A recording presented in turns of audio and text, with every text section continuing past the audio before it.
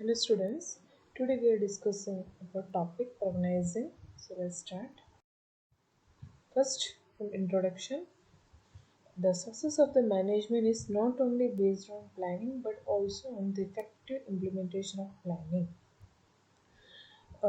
Management success है खाली planning की बेस में पर उसको प्लानिंग की उसको कैसे इम्प्लीमेंट प्लानिंग तो कर लिया पर उसको कैसे इम्प्लीमेंट करना है करेक्ट वे में उसको कैसे इम्प्लीमेंट करना है बहुत बहुत ज़रूरी होती है बिजनेस में और सही इम्प्लीमेंटेशन होगा तो ही मैनेजमेंट के सक्सेस मतलब बिजनेस का सक्सेस होता है नंबर सेकेंड ये लिखा है the formal administrative structure that is form to enable effective implementation of planning is organization जो भी स्ट्रक्चर होता है वो जो प्लानिंग जो किया है उसमें करेक्ट इफेक्टिव इम्प्लीमेंट होना चाहिए हमेशा उसको बोलते हैं ऑर्गेनाइजिंग कैसे प्लानिंग को कैसे हम ऐसे स्ट्रक्चर बेस बना के कैसे हम उसको इम्प्लीमेंट करें उसको बोलते हैं organizing hence it is said that management is a brain of business बोला गया कि मैनेजमेंट जो है हमारे बिजनेस का ब्रेन है और प्लानिंग जो है हमारा सोल है और जो ऑर्गेनाइजेशन वो हमारा बॉडी है बिजनेस का तो बॉडी पार्ट्स में डिवाइडेड किया है brain means management soul means planning और बॉडी मीन्स ऑर्गेनाइजेशन ये था इसका introduction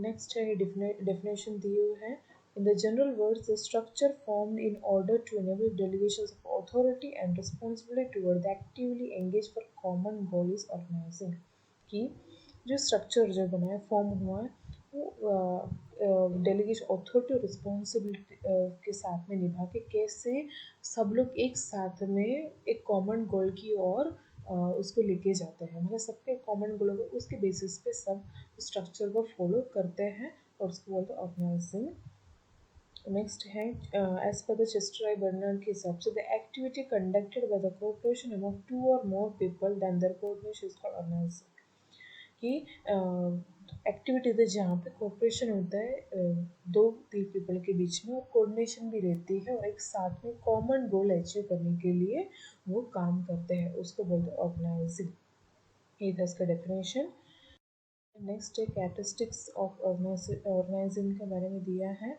number first goal oriented activity ये ऑर्गेनाइजिंग है वो गोल ओरिएंटेड एक्टिविटी के लिए बहुत हेल्प करता है जैसे कि the organizing is created for the sake of achieving the goal of any business unit mainly organizing क्या क्यों क्रिएट होगा मतलब बिजनेस का जो भी गोल है उसको अचीव करने के लिए क्रिएट हुआ है Number second, in the business unit, the objective as well as department objective और sub goal are also determined in addition देखो business unit में अलग अलग goals decided किया गया departmental goals होता है sub goals होता है ये determine करते हैं उसके साथ में individual goal भी employee का हर एक employee का अलग अलग individual goal भी होता है तो business unit में अलग अलग objectives भी होते हैं अब है नंबर थर्ड प्लानिंग बेस्ड में organization is made on the basis of planning and the objective determined by planning.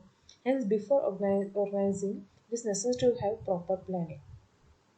Organizing पहले तो प्लानिंग करना होता है हमको और ऑर्गेनाइजिंग करने से पहले मतलब इम्प्लीमेंट करने से पहले प्रॉपर प्लानिंग करना ज़रूरी है अगर आपका प्लानिंग प्रॉपर नहीं है तो इम्प्लीमेंट भी प्रॉपर होगा नहीं तो ऑर्गेनाइजिंग से पहले क्या ज़रूरी है ऑर्गेनाइजिंग से पहले प्रॉपर प्लानिंग ज़रूरी होती है Next, third one, the delegations of authority and responsibility. The people working towards the achievement of common goal are allotted work as per their capabilities and their skill. इसमें authority responsibility को बांटा जाता है जैसे कि people के work सबके एक कॉमन गोल होता है तो सबको वर्क को अलॉट किया वर्क को डिस्ट्रीब्यूट किया जाता है उनका स्किल और उनके कैपेबिलिटी के बेसिस पे जो पर्सन्स है जो भी एम्प्लॉय उनको वर्क अलॉट मतलब डिस्ट्रीब्यूट किया जाता है उनको अथॉरिटी और रिस्पॉन्सिबिलिटी को डिस्ट्रीब्यूट किया जाता है at the same time such person also informed about the authority और उसी सेम टाइम पे उस पर्सन को वर्क भी अलॉट किया जाएगा उसका क्या अथॉरिटी है उस पर फील्ड पे वो भी बताया जाएगा तो ऑर्गेनाइजिंग में अथॉरिटी एंड रिस्पॉन्सिबिलिटी का करेक्ट डेलीगेशंस करना करेक्ट डिस्ट्रीब्यूशन होता है नेक्स्ट है fourth importance to human element mainly organization में सबसे ज़्यादा इम्पोर्टेंस किसको दिया जाता है तो इसमें भी सेम ह्यूमन रिलेशन को सबसे ज़्यादा इम्पोर्टेंट दिया जाता है for effective organization structure, effective human relation establish necessary. जब भी स्ट्रक्चर मेंटेन करो तो कैसा रिलेशन होना चाहिए, दो तीन पर्सन के बीच में कैसा होना चाहिए, कोऑर्डिनेट रहना हो चाहिए, कोऑर्डिनेशन हमेशा पर्सन में होना चाहिए, तभी अच्छा एस्टेब्लिशमेंट बिजनेस का हो सकता है। नेक्स्ट है फ्लेक्सिबिलिटी, फ्लेक्सिबिलिटी चेंज हो सकता है। When once organization is formed, there are change for the change in the same. एक बार ऑर्गेनाइजेशन फॉर्म हुआ तो चांस है उसको चेंज करने का। Suitable change can be made according to changing circumstance और सिचुएशन। हम हमारे सर्कमस्टेंस और सिचुएशन, क्योंकि कभी कभी जो आगे का जो फ्यूचर से अनसर्टन होता है, क्या कब क्या होगा पता नहीं होता, तो जो भी सर्कमस्टेंस होगा उसके बेसिस पे हम चेंजेस कर सकते हैं। हमारा स्ट्रक्चर जो बनाया है उसका हम थोड़ा बहुत चेंजेस कर सकते हैं। और उसमें लिखा है द चेंज और variation can be made when there are major change in the business environment, technological advancement और न्यू डिस्कवरी। वेरिएशन होता है मेजर चेंज में, बिजनेस एनवायरनमेंट पूरा चेंज है वो टाइम पे चेंज हो सकता है, थोड़ा बहुत टेक्निकल एडवांस के लिए पूरा चेंज कर सकते हैं, न्यू डिस्कवरी लाने के लिए भी शायद वेरिएशन चेंजेस ला सकते हैं ऑर्गेनाइजेशन में। तो इस तरह इस ऑर्गेनाइजेशन में फ्लेक्सिबिलिटी होती है, फ्लेक्सिबिलिटी चेंजेस सर्कमस्टेंस के हिसाब से हम हमारे जो स्ट्रक्चर है, ऑर्गेनाइजेशन जो स्ट्रक्चर है वो हम चेंज कर सकते हैं। ये था कैरेक्टरिस्टिक्स कंप्लीट हो गया। अब नेक्स्ट है टाइप्स ऑफ ऑर्गेनाइजेशन कौन कौन से। नंबर फर्स्ट दिया है linear organisation.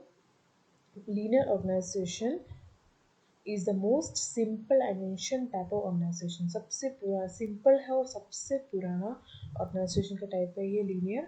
And distribution of power, मतलब पावर एंड रिस्पॉन्सिबिलिटी को उसमें डिस्ट्रीब्यूट किया जाता है स्ट्रेट लाइन में। स्ट्रेट लाइन मतलब टॉप से बॉटम, बॉटम स्ट्रेट लाइन में, मतलब सबसे ज़्यादा जो पावर होगा टॉप में होगा, और बॉटम में जो पावर है, बॉटम लेवल में पावर कम होता है। कंपेयर करेंगे टॉप लेवल से कंपेयर करेंगे तो बॉटम लेवल में पावर कम होता है।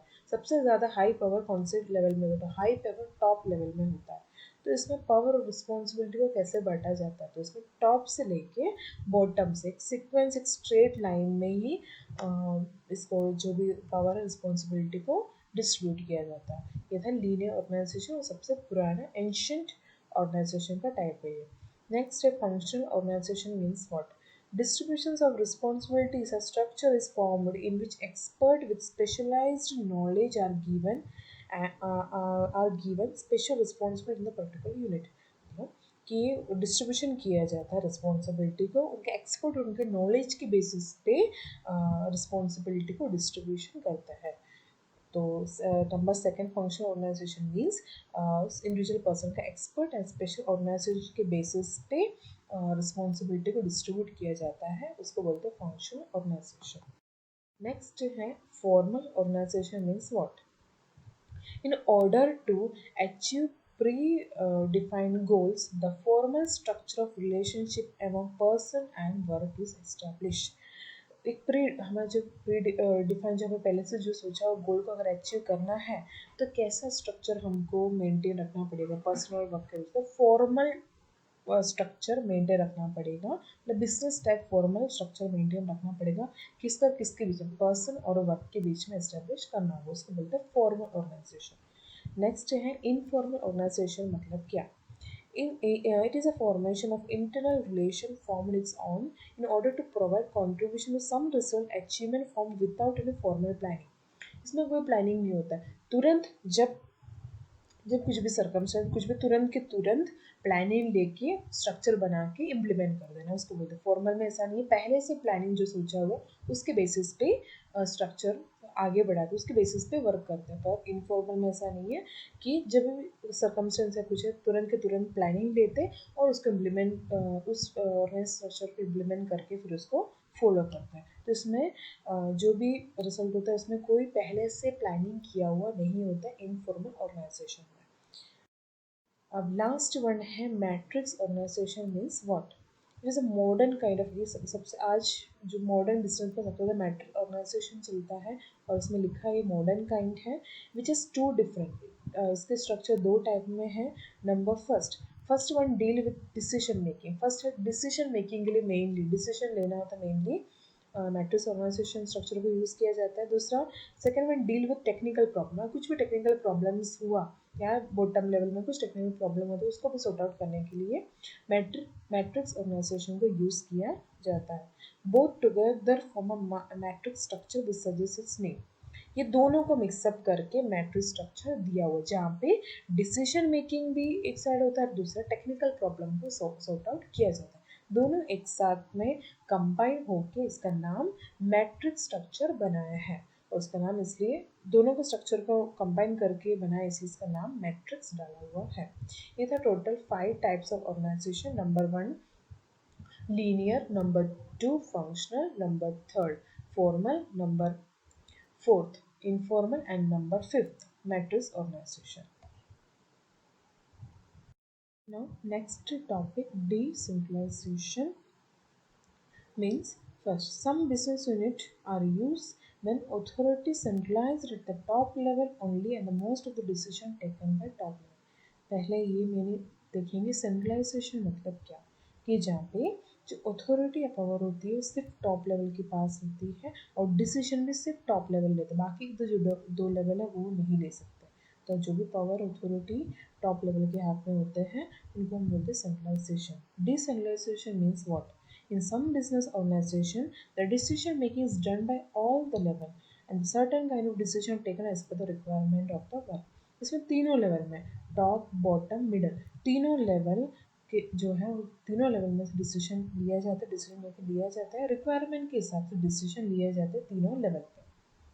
और इसमें और दिया हुआ है, in this type of organization all the power rest on the upper level only, that is called centralized structure. Means ये फर्स्ट जो है वही फिर से रिपीट है कि पूरा पावर सिर्फ टॉप लेवल, अपर लेवल में सिर्फ टॉप लेवल के पास है, उनको उस स्ट्रक्चर को बोलते हैं सेंट्रलाइज स्ट्रक्चर। और सेकेंड टाइप जो है ऑल द पावर, पूरा पावर डिस्ट्रीब्यूट किया जाता है, तीनों लेवल पर डिस्ट्रीब्यूट किया जाता है, उसको बोलते हैं डिसेंट्रलाइजेशन ऑफ अथॉरिटी। ये था सेंट्रलाइजेशन का और डिसेंट्रलाइजेशन का mean. Centralization means power and authority remain only top level के पास ही पावर रिस्पॉन्सिबिलिटी होती है, और डिसेंट्रलाइजेशन मीन्स कि पावर एंड रिस्पॉन्सिबिलिटी को डिस्ट्रीब्यूट किया जाता है तीनों लेवल